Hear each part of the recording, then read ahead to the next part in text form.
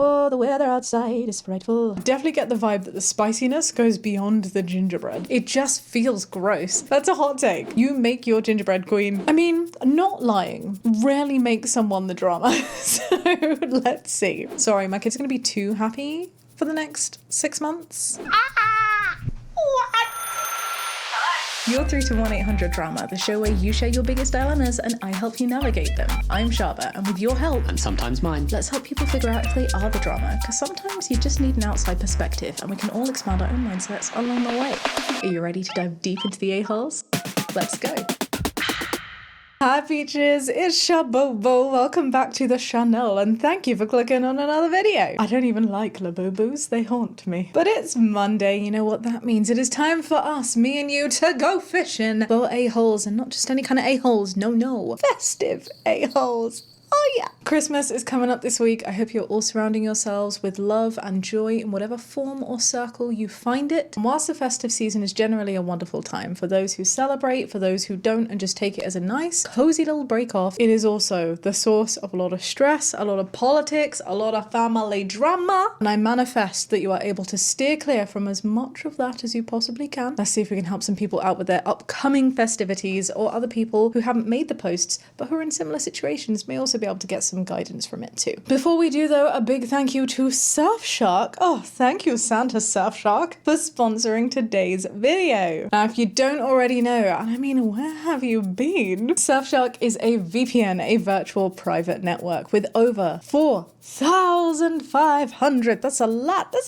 servers working really hard all around the world to keep us safe online. And they do it in all of these ways. And not only does it keep us safe, it also unlocks some real fun little quirks. Things like lower prices, geo-locked sites, and content libraries all around the world. And the content libraries is one that I use often. It means that you can watch your favorite films and shows no matter where you are. It's perfect for those absolutely abysmal Christmas rom-coms. They're just pumping them out and I'm just lapping them up and I'm like, oh wow, that was tremendously shit. And what do? I go and watch another one. I don't know why. I'm stuck. I'm stuck in this purgatory of crappy Christmas films and I don't even know if I'm mad about it.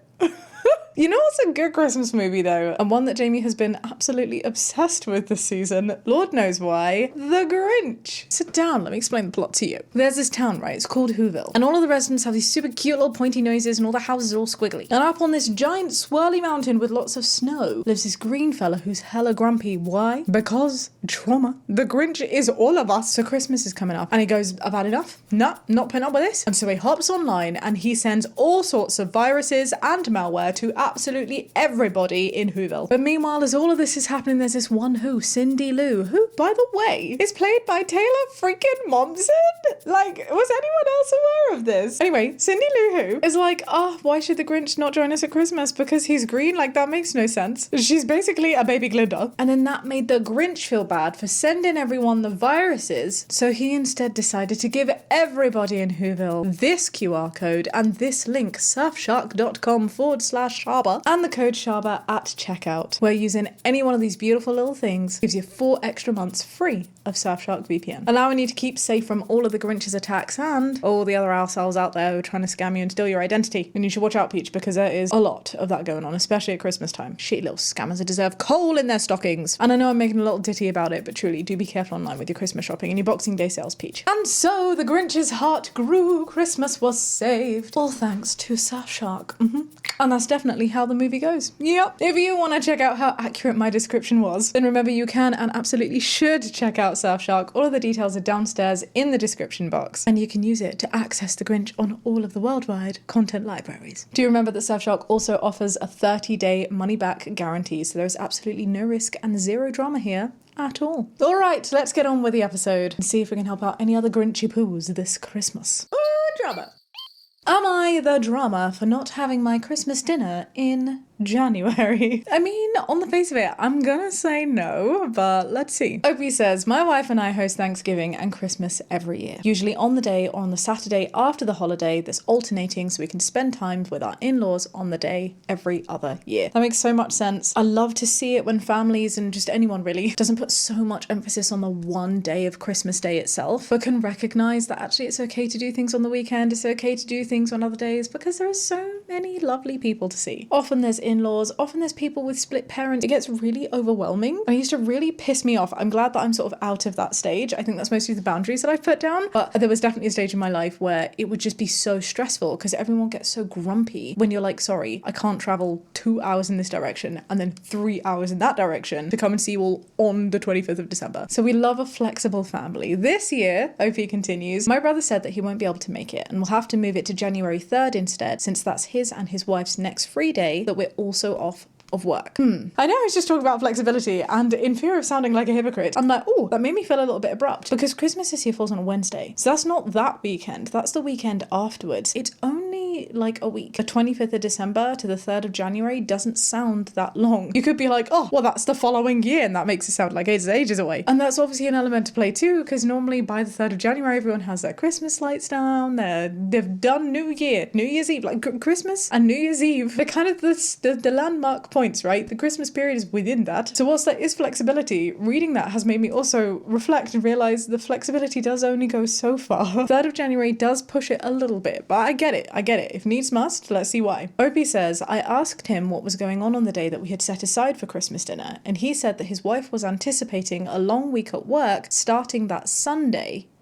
And so she wanted to take the Saturday off. I'm not sure how I feel about that. Ovi says, my wife does all of the planning, shopping, prepping, cooking, and cleaning. We offered for them to come over in the evening after dinner was ready, so all they had to do was eat, open their gifts, and then they could leave within a couple of hours. But they said no, they decided they're taking the day off and will have to wait another week. I wouldn't have been as upset, but spending Christmas together or as close to Christmas as possible is incredibly important to our mum, and she's always upset about not having it the day of. Now, see, that I do think is a little bit unreasonable. People have work, I get it, but the week of does sound very reasonable, right? I think I said Christmas was on a Wednesday, but it's not, it's on a Thursday. It's Christmas Eve that's on a Wednesday this year. So Thursday to Saturday, so reasonable. And like, I would get it if what I'm assuming is sister-in-law, if she was working nights and therefore couldn't make that day, if they had other people to see and they really wanted to see you and they were asking, they're entitled to ask. But there's a double whammy factor here that's making me feel not right. The first is they're literally doing nothing. And Christmas is one of those things that you do need to try and bend, the rules a little bit and make a bit of an effort for. I understand spoons, but if you're anticipating a busy week, it's not even like you're going to have had a busy week. It's a little bit bizarre to be like, no, we want you to move all of your Christmas plans to outside of the Christmas period so that I can just rest that day when no one else is going to be doing anything. It's a bit bizarre. Also, this only posted a couple days ago, so I'm assuming that people have already made their plans in terms of like Christmas food. You gotta do that shop. Stuff goes out of date, mate. If someone had said to me, no, you have to move your Christmas meal now with only a couple days notice by 8 days, I'd be like, well, what am I going to do with all of this food? It does not fit in the freezer. I'm digressing though. That wasn't my second point. My first point is she's got the day off. You got to make an effort. It's Christmas. My second point is the audacity, the entitlement. Am I the only one feeling it? I think it's perfectly reasonable if you really decide, you know what, I need to recalibrate. I need to gather all of my spoons in preparation for a busy week ahead. I do get it, but that's your decision. And I think what you do there is say, well, I can't do that day, so I'm sorry, I will not be joining your Christmas, but please go ahead without me. I do think it's a level of entitlement on a totally different level to then be like, and therefore you should all be moving all of your plans to accommodate my date outside the Christmas period at the beginning of January. That's just not how it works. Other people are going to be wanting to have their Christmas. This is going to be their main family Christmas. OP's main family Christmas with you guys. So like, of course you want to do it over Christmas. And if someone can't make that because they're choosing not to make that, then you say, I'm so sorry I can't come. Please go ahead. And are you free on the 3rd of January for us to meet up in a way, by the way, where you're not having to host a whole other separate Christmas for us? Maybe you go out. Maybe you, the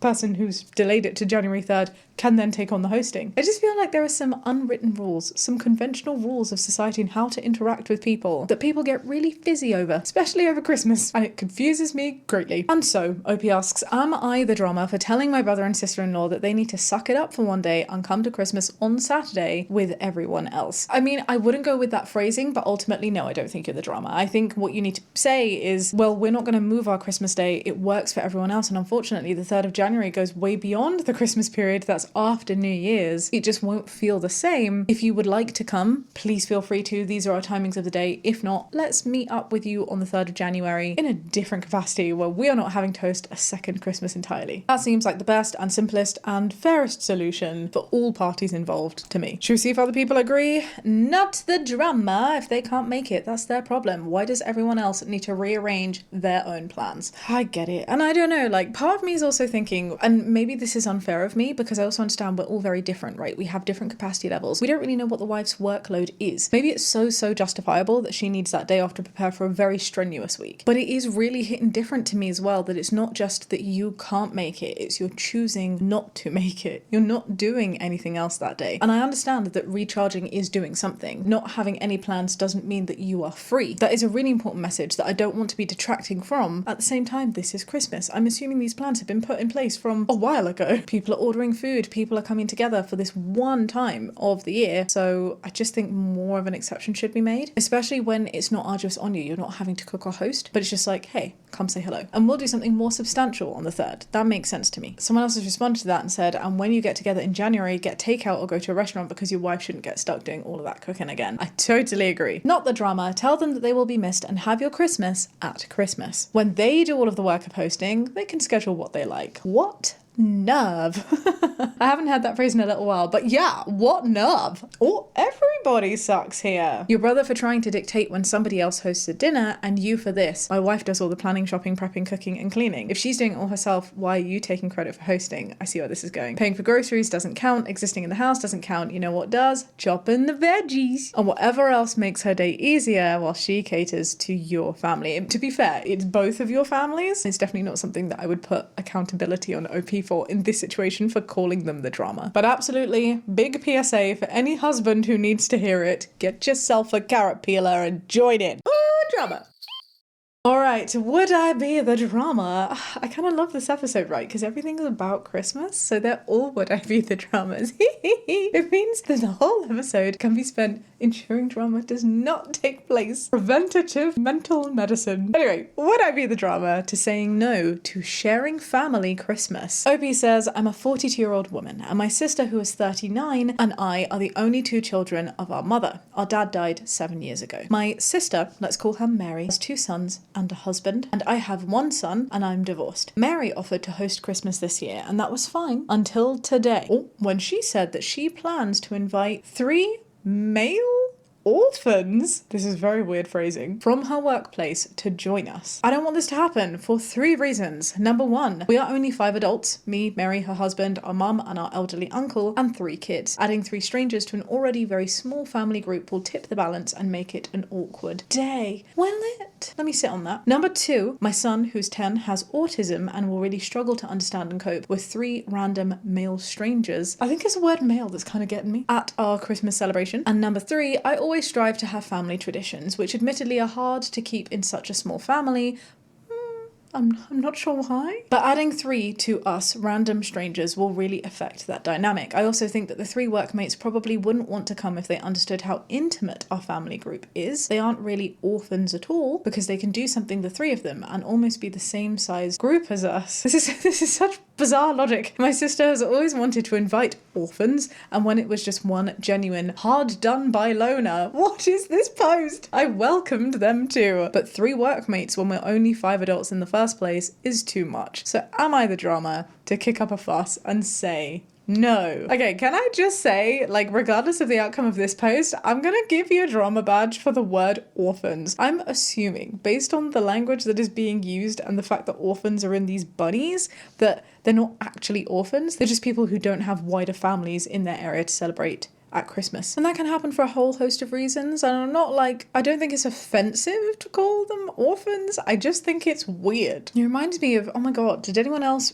read the book of The Little Match Girl? That's just unlocked a core childhood memory for me. The Little Match Girl out in the snow. So I'm finding that weird, along with hard done by loner. Like, 1 loner's okay, but 3, too much for me. And I'm also feeling it's a little bit weird, and I'm not sure if this is like a justified weirdness. I'm just explaining like my gut hunch. I can absolutely see how somebody who is autistic, or even people who just have severe anxiety, for example, like there are different reasons is what I'm saying, that some people might feel really uncomfortable around people that they don't know, and who may not be able to process that in the same way that the majority of society would. And of course, we don't judge people for feeling that way. Maybe I am overthinking this, but it's a bit odd because the way that this is phrased makes it sound like anybody who is autistic cannot deal to be around strangers, which is absolutely not the case. So I'd appreciate some more information, but that alongside the whole, well, we can't do our family traditions thing. I mean, what are your family traditions? Unless you mean just spending the day. I'm struggling to see why you can't do that in and around where these other people might come. Maybe the work friends are not coming for the entire Christmas. They can just come for the meal. You can have a chat with your sister if there's specific things that you guys want to do where you can do that before or after the quote-unquote orphans arrive. Or, as you say, because there's 3 of them who all know each other in a workplace setting, I'm sure they also wouldn't mind if you guys wanted to go off and do a specific thing for a set period of time. It would be really normal in groups of, how many would this be? There's 5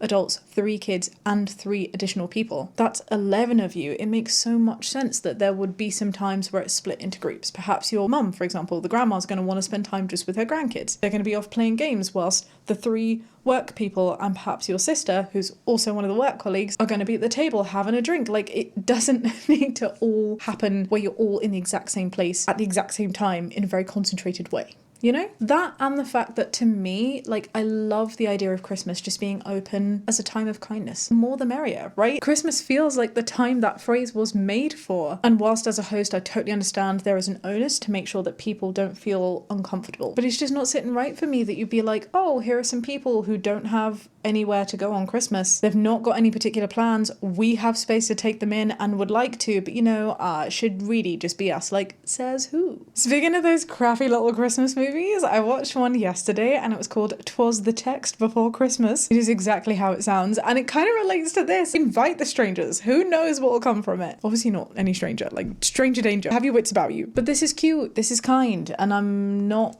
fully agreeing with OP's point of view here. At the same time, the other part of me is digging down to that little bit that I said before, which is true. As a host, you need to make sure that people are not uncomfortable. You want to make sure that the people that you've already invited are gonna have a good time, and you don't really invite people who you know are not gonna get on with other people. So if it is a case that your son's specific needs means that he does not feel like it's a safe space when there's people there that he doesn't really know, and if you are so particular to OP about not wanting to celebrate Christmas with other people, and you've already been invited, I do understand why the sister would want to keep that in mind and not make you guys feel uncomfortable, because if she's hosting Christmas, nobody wants their guests to be uncomfortable. So I'm in 2 minds. I feel like I'm maybe being extra biased against OP because I really didn't like their writing style. I'm not sure how fair that is. And I'm also a little bit confused just because I feel like a middle option would be to just separate the day a little bit. There's also the question, right, of whose event this is. Like, it sounds like your sister is hosting, and who is anybody to tell the host who they can allow into their Christmas in their house? I get that. But then on the other hand, you said Mary offered to host Christmas this year, which was fine until she planned to do this. So it sounds like you have this arrangement where you always do Christmas together anyway. So I can also understand why, if your Christmases in the past have always just been you guys as a really tight-knit, close family, it is different that she's now inviting other people. So while she's technically within her rights to do it, does that make it the right thing?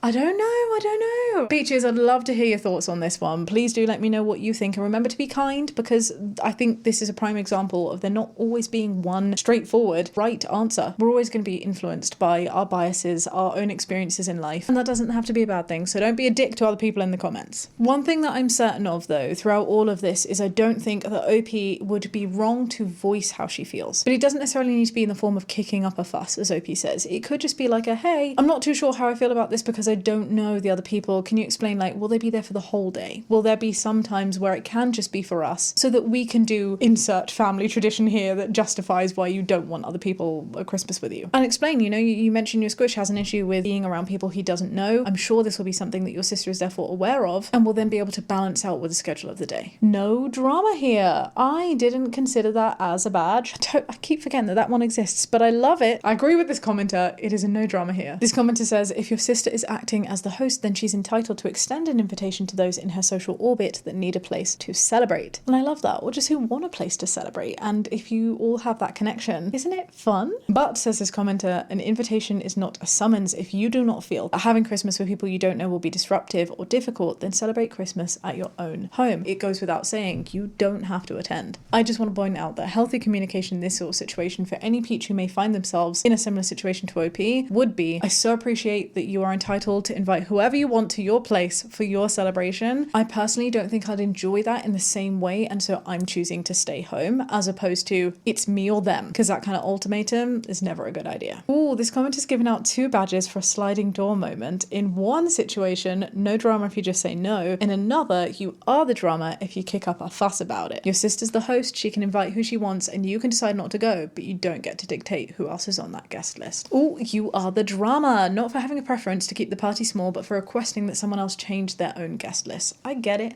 You don't want the people there. You can decide that these additions make you uncomfortable and choose to celebrate in a different way, but you keep it brief and kind. Things like, I think we'll skip this year since Sun doesn't handle strangers well. Merry Christmas, we'll see you on blah blah blah date instead. But I hope that you reconsider and that you have a backup plan instead. Can your son, for example, go to a quiet bedroom with a favourite toy or an iPad if he doesn't like the guests? Can you put on a Christmas movie for everyone if there is a bit of a lull? My family of origin almost always has random people for the holidays, which I appreciate now as an immigrant. Oh, I love that take. And I do see it too. There's one person who's really close to me who always hosts their own Christmas. And I've gone around a couple times and their house is just like a big walk-in, walk-out party.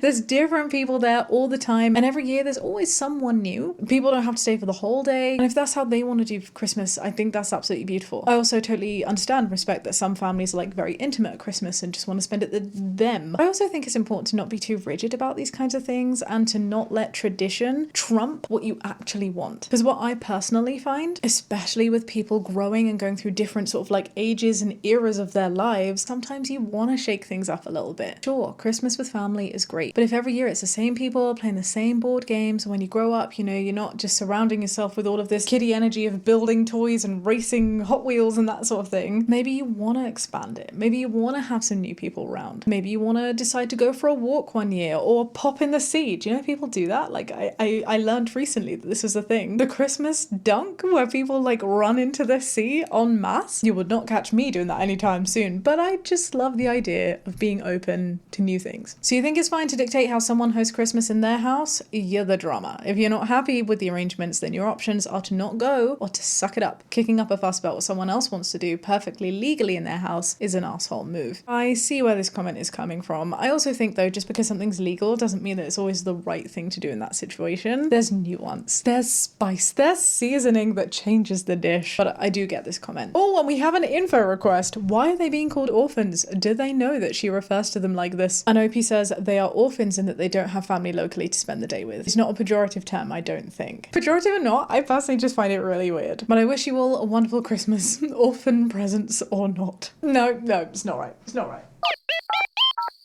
Am I the drama for planning a Christmas party? Oh, this one sounds so me. These are normally the ones that are the spiciest. Let's see. Opie says, for the past 5 or 6 years, my sister-in-law Emma has hosted a gingerbread house party in December. If you don't know what that is, basically everyone is provided with a gingerbread house to put together and to decorate. Oh my gosh, that sounds like so much fun. I love the idea of this being a tradition where everyone comes together and does that. Have you seen Bob's Burgers? There's a very specific episode that kind of centers around this. It's one of my favorite shows of all time, and whilst I don't want my experience to go down like that, I do aspire to be invited to a gingerbread house party. For all other gatherings, my husband's family rotates who hosts the party. For example, my other sister-in-law Sarah might host Christmas Day, or my mother-in-law might host. We host Easter sometimes it's mother-in-law, things like that. But for this party, it's always at Emma's house. The party is fine at Emma's house, but it means that she invites her family and her friends and does things the way that she wants to do them. Okay, so what I'm hearing though is that Easter and Christmas Day, they're calendar days. Do you know what I mean? Like everyone knows that on those days, Easter's and Christmas, there's a societal expectation that you hang out with your loved ones. And other people can join in too, but you typically hang out with your loved ones. Whereas there isn't, as far as I know, a gingerbread house day. That sounds like something that Emma has been like, hey, I want to do this. And so she's inviting her friends to do that, which is super cute. I'll give you another example. Jamie and I host Friendsmas pretty much every year. We'll have a bunch of friends around. It typically follows a similar kind of format. And we invite different groups of friends each year too. And Friendsmas is not like a a national holiday, right, is something that we have just decided to do with our loved ones. So I would think it was a little bit weird if somebody else in my family was like, oh, well, you know, Shaaba and Jamie do Friendsmas every single year, so I'm going to do Friendsmas this year instead of her.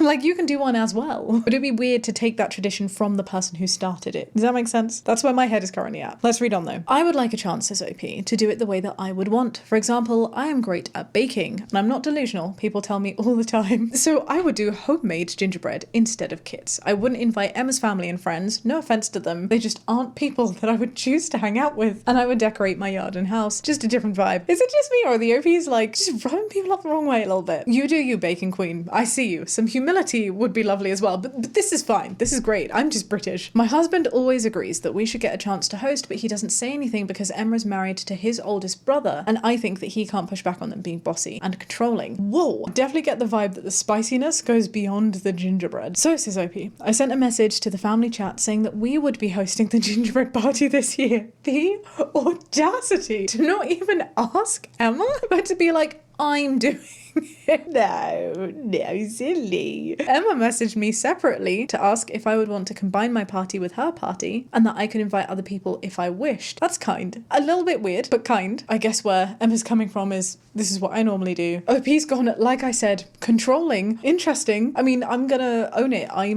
absolutely am in terms of hosting a control freak. I love taking on that mum role. So me agreeing could absolutely be confirming that it is a controlling thing to do. I just thought it was a kind thing to do. But there you go. I replied and said no, that we felt it was our turn to host the party. I think that's what's bugging me. It's the fact that you're like, we are going to do it instead of you. If you're like, we're going to do it as well as you, cool, no problem there. But you're basically saying, Emma, I'm not going to allow you to host this party. I'm going to do it. You're not going to do it. And by the way, you're controlling. It just feels a bit ironic. I will also give Emma, the name Emma just makes me laugh because of Rachel from Friends, because the way she says Emma is so weird. She's like, Emma! That was my point though. My point is I'm giving Emma a brownie badge because I think it's really kind and emotionally mature of her to have seen that you messaged the group chat, and instead of having it out publicly, she's messaged you separately and tried to deflate the situation to be like, hey, do you fancy doing it together? You can bring people, your own people that I don't know, to my house. We can co-host this. Oh, that's very sweet. OP continues, Emma says that she will still be holding her party as planned, as she should, and the group chat has been silent, so I feel like everyone is waiting to see what to do, as it looks like there will be two parties on the same day. On the same day? Was that necessary? Whose choice was that? Who? What? Why? I'm assuming, and obviously we need to be careful with assumptions, but it sounds like this is Emma's kind of party and you've gone, I'm doing it this year. So you've put it on a day that she's doing it? Or if she has put it on a day where you've said, I'm doing it on this day, and she's gone, well, I'm also doing it on that day. If it's a malicious kind of thing from either one of you, that person is the arsehole, because that's a real dicky move. OP finishes off by saying, I feel like she is the one being rude. She's had this party as her thing for years, and I don't think it's fair that she feels like she owns it. I don't think it's a big ask to let someone else hold the party this year. I'm calling it. I think you're the drama. I think you should let Emma do what she wants to do, particularly because it's not just a family thing and it's not a national holiday. This is something that she wants to do, that she has created for her intended purpose and her intended people, and you fall into that guest list, and that's a wonderful thing. And if you want to do your own, you can do your own and not be a dick about it and do it on a separate day. But to feel like you need to take over and act in a way where she can't do it just does not sit right with me. There's actually an edit here from OP before we go to comments. OP says, just to clear it up, I did not pick my party date to be the same day as her party. I sent my message, and when she messaged me privately, she told me she was planning to have her party the same day. All right, so it sounds like it was a mistake, and therefore neither of you the drama for the date mess up. It's just a unfortunate coincidence. But I'm also assuming, seeing as you have just said that you were going to do it, maybe you can change the day that you do it on, allowing the guest lists that overlap to come to both, and then it doesn't need to be a competitive thing. Just go and make 2 gingerbreads. That's great. Gingerbread party day is not a nationally observed holiday. It's Emma's annual party. She's not required to let you take a turn. You're the drama. I totally agree with this. Put it on anything else. Even like Halloween, for example. Some people host Halloween parties every year. If someone else decides that they want to host a Halloween party, they can do that. But in no world do you go, I'm hosting my Halloween party, you're not hosting yours. Imagine! You are the drama. You're essentially trying to steal her party. Ah, we did find a Grinch. The sister sister that stole the gingerbread house party. It would have been fine if you hosted a different party on a different day, and or if you had a baked gingerbread house from scratch separately, but it's rude to preempt the party with one of your own with the same theme. I disagree with this a little bit. I don't think it's rude to have the same theme. I think it's really cute. You've taken inspiration and you've gone, hey, I think this is a really cool idea. I love the fact that you do this. I'd like to spread that tradition and spread the kindness even further to my group of friends. That's cool. Have the same theme. No one can copyright a theme. This sister, Emma, will not be the first person to have come up with the concept of a gingerbread decorating party. You are the drama. 5 years is a tradition at this point. Who do you think you are, inserting yourself into family traditions and changing things without prior discussion with their family? Have your party, but be prepared for nobody to come except for whoever you have invited that is unrelated. Good luck, you've just opened a giant can of worms with a brother-in-law and sister-in-law, and I'd hate to be in your shoes. I do agree, the fact that it's on the same day just makes things infinitely more icky. It just feels gross. All of a sudden, it's turned into this cheerleader battle from Bring It On. Nobody needs another sequel of that movie series. It would have been so fine for you to both do your cute little gingerbread parties, and for your family who are invited to both to come to both. And the only right thing to do in this situation is to keep it amicable, and for one of you to be like, okay, I'm gonna move the date, and it's the one who has planned it the least at this point, who has not invited other people. I'm assuming that's going to be you, OP, because you've just announced that you're doing it and your sister's already set the date and told you that that's when she's had it planned for. Which is also, I'm a little bit suspicious-fishy of the I didn't set the date on the same day. You are the drama. I would be pissed if you did this to me. You are the drama. She was very classy by private messaging you whilst you showed all the decorum of a bull in china shop. I hope you review your decision and make it right by apologising. I agree with that comment. I agree with both of those comments. We do actually have a final edit from OP who says, I texted Emma and I told her that Reddit said I was the drama and I shouldn't have my party. No, I'm so sorry. That's what you took from it, OP. And for the record, I don't think from the comments that I've seen that people are like, don't do it. They're just saying, have your party, but let her have hers and don't do it on the same day. Oh no. OP continues, she said that I can still invite some people to her party if I want, and she's going to message the family group chat about there only being one party. Yes, sometimes I like that she acts like a big sister, so sorry to disappoint everyone, but she doesn't hate me and Christmas isn't ruined. Oh my gosh, OP just sounds like such a pessimist. I know you're all rooting for my failure. Just so you know, we still get on and we're all still having a good time. I'm happy for you. You've come onto a forum to ask for advice, to see if there's any way that you are wrong, and if you are wrong, to be able to grow, and now you're like, I know you all had it out for me. That's a hot take, but I am happy for you, my love. I'm happy that you've hopefully learned that this is not an example of Emma being controlling, but she's just doing her own thing. And I really hope that someone is able to tell you since that you can still have your own party, whether it be this year or another year. You make your gingerbread queen, just don't do it on the same day that another family member is also inviting the same guest list. Alright, let's do one more. Am I the drama for not lying to my kids about the Christmas present? I mean, not lying rarely makes someone the drama. So let's see. My mother-in-law and father-in-law are giving their 4 children and their spouses, there's 7 in total, and 4 grandchildren a trip to Disneyland for Christmas. Hooey! Before she purchased the gift, she checked with each couple and child to see if we would accept the gift. Each of us obviously said yes. Who would say no? So now that my mother-in-law has spent $15,000.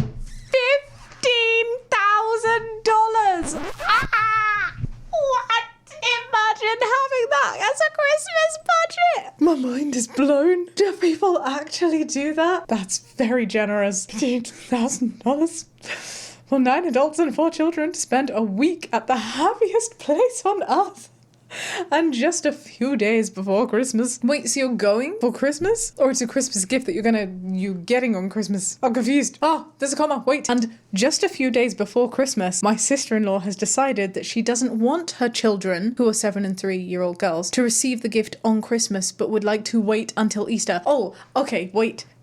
Hang on. No, that's still weird. But hang on. My heart slumped because I was like, hang on. You said that you wanted it and now you're saying you don't want to give them the gift? But she's not saying don't give me the gift. She's saying don't give my kids the gift now. Wait, why? It's a Christmas gift. Obi continues, her reasoning is that her children deserve to open more than one small gift on Christmas and she doesn't want to deal with the excitement of the present for 6 months.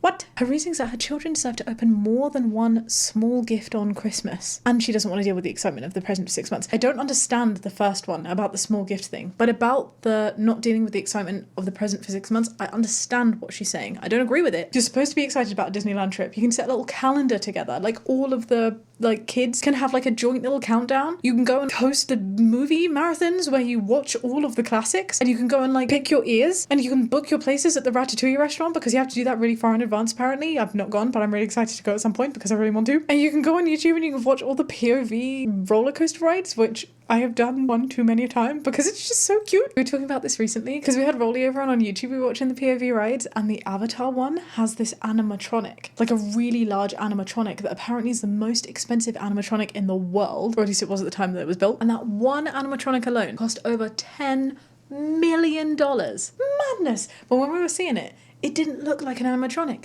It was so smooth. It was cool. You should watch it. You should watch it. Sorry, I forgot what we were doing. My point is, there is so much to get excited about and to hype over for 6 months. But like in a healthy way, that's not a bad thing. Why would you deprive someone of that? And also, why do you think, again, the audacity, why do you think it's your place to tell someone when to give someone a gift? I understand if it's not an appropriate gift, but you already said yes to the gift. You agreed to the grandparents giving you as families this incredibly generous experience. And now, just before Christmas, you're like, no, not now, not now, Easter. And what is this small gift thing? What am I not understanding? Maybe we need to read on. She would also like my children, who are 7-year-old and 5-year-old daughters, to hide this gift from their cousins until Easter. Like, that's gonna work. Imagine telling a 5-year-old you're going to Disney with all your cousins, but you're not allowed to tell them about it. No, not for 3 months. That is never gonna happen. That's like telling the kid to not eat marshmallow. I've told my sister-in-law that my children will not lie just because she feels entitled to decide when and how she'll receive a gift. Exactly that. I'm on your side, OP, especially since she already agreed to the gifts months ago. I could not agree more. And I know I said it very jokingly about the whole, you know, like a kid would not be able to keep it quiet, but you're so right. Why instill that on a child? Why teach them that it's a good idea to lie about something? And just imagine how that Christmas is going to go down. You're telling them that they can't be excited about their Christmas gift because I'm assuming you're still going to be spending Christmas together as a family. Kids should be grown up to feel like they can express when they're excited about something. They shouldn't be told to hide things because what, you feel like the excitement is too much for somebody else. A 3-year-old is probably going to forget until you bring it up to remind her again. And a 7-year-old is a ripe age for understanding, patience, and planning for these kinds of trips. Like, what would you rather? That she grew up thinking, oh yes, going on a holiday is something that always happens instantaneously. I don't have to wait for anything. Instead, you, sister, should be teaching your kids to lie. It just feels weird. Additionally, says OP, I said that I won't let my children lie because she doesn't know how to parent her kids in a way that makes it easier to anticipate something exciting other than to hide it from them completely. Am I the drama for not agreeing to my sister's plan? All right, I think that little comment at the end, that little additionally, was maybe you not staying in your lane. Actually, it's not as clear cut as not staying in your lane, because she brought your car into her lane by asking you to lie to your kids. Maybe there was a nicer way to have phrased that than what you said here. You could have explained your side of it without being like, just because you're a shitty parent doesn't mean that I need to do that. Sometimes things are said without needing to be said, but I personally don't think that that's enough to give you a badge of accountability. So not the drama when Disney is on. Not the drama. Deal with the excitement. That is the point of Disney. My in-laws did this a few years ago. We didn't have to wait 6 months, but it was months, and not a single sibling-in-law complained about having excited kids. Imagine. Sorry, my kids are going to be too happy for the next 6 months. Can you tell them later so I don't have to deal with them being happy for so long? Oh, so silly. Mark it on the calendar and let them count down. There's so much more than you can do than just a calendar countdown, babe. Get to me. I'll plan it. Not the drama that will never stick. Small kids won't keep such an exciting secret, and the person paying to bring them joy will feel hurt and annoyed by the drama. Yeah, you said yes. And I kind of feel like, especially with the grandiosity of that gift. That is a watermelon of a gift. I can't believe the number that I read. When they asked you, are you okay with this? That was your moment to say something. This is how I feel, and would you therefore mind waiting for whatever reason? But to say yes, and literally a couple of days before Christmas, then be like, actually, I've decided to change my plan. Like, now they're gonna have to go out and get different gifts. And this whole Christmas surprise that they were planning cannot be the same. This feels like the definition of, what do they say? Slingshotting a horse in the gift mouth? Slinging a horse mouth? Yeah, fuck. It's just not fair. It's not nice, it's mean, it's last minute, and it's confusing. And you are really stealing the glorious, glorious thunder. I don't understand. Is the one small gift from the same grandparents? Oh, the small gift. Yeah, I don't understand this either. Surely that's not the only gift they're going to get. Your sister-in-law will get her own kids' gifts. Her 7-year-old is old enough to understand, and her 3-year-old won't understand unless that's the only present. This is something that she could have brought up at the time the idea was offered. You're not the drama, and your kid should not hide the gift nor lie. And Opie actually responded and said, my mother-in-law is planning on giving the Disneyland trip as a present. Think shirt, stuffy, pretend ticket. That's so cute. And of course, everything is going to be Disney themed. And what a lovely core memory that's going to be as well. Like, not just going to Disney, but remember that Christmas where we all learned and jumped about screaming at each other in our little Disney onesies that we're all going to Disneyland. Oh! My sister-in-law thinks that my mother-in-law and father-in-law should do regular Christmas gifts as well. Are you mad? Imagine asking anyone who's giving any kind of gift to be like, you should do some other ones as well, let alone this level of gift. She doesn't deserve to go to Disney. She should be left at home. Not the drama. It is up to the gift giver to decide what kind of gift it is. What does she even mean her children deserve to open more than one small gift on Christmas? Is she actually asking or requiring her mother-in-law and father-in-law to give her children different gifts on Christmas? That's way out of line and not really fair to your kids if they don't get additional gifts as well. I see now. I understand. I didn't take this as the interpretation from the main text, but I get what they're trying to say. Sister-in-law saying because they're not going to find out about Disney on Christmas because that's what I'm asking for, you need to arrange something else. Well, no, you need to get in the bin. That's silly. You should have mentioned it beforehand. You didn't. It's a terrible idea. Your excuses are bullshit and I'm not buying it.